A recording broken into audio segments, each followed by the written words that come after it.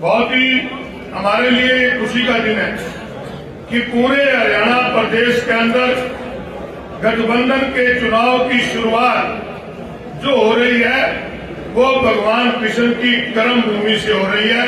और हुड्डा साहब, उदयमान जी स्वयं और गुप्ता जी यहाँ पर हैं, तो ये निश्चित है कि जिस धरती से शुरुआत हुई है, ये धरती जो है इसने अन्याय के खिलाफ भगवान कृष्ण ने लड़ाई लड़के न्याय की जीत हुई। मैं क्या बहुत लंबा नहीं बोलूंगा, मैं तो सिर्फ 2 मिनट कहूंगा कि आज की जो सरकार है, आज की सरकार घमंड से भरी हुई सरकार, गारंटियां का जिक्र किया।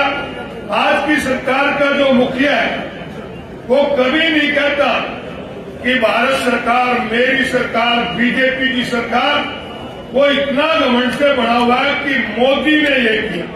अपने नाम का तो कोई इस्तेमाल नहीं करता। हम हुड्डा साहब के काम गिनाते हैं कि हुड्डा साहब ने ये किया, वो क्या मोदी ने ये किया। ये एक घमंड बोल रहा है, और घमंड कभी किसी का नहीं रहा, रावण का भी नहीं रहा।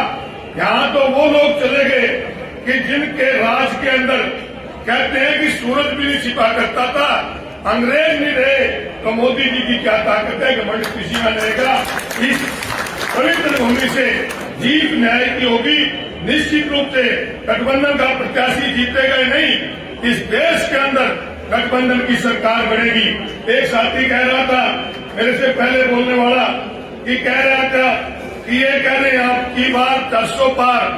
तुम्हें याद होगा इन्होंने एक नारा दिया था विधानसभा चुनाव के अंदर कि अब की बार 75 पार। 75 में तो 40 रहे थे, मुझे ये शब्द घटा दिए, 200 से नीचे जाऊंगा, ऊपर नहीं जानता।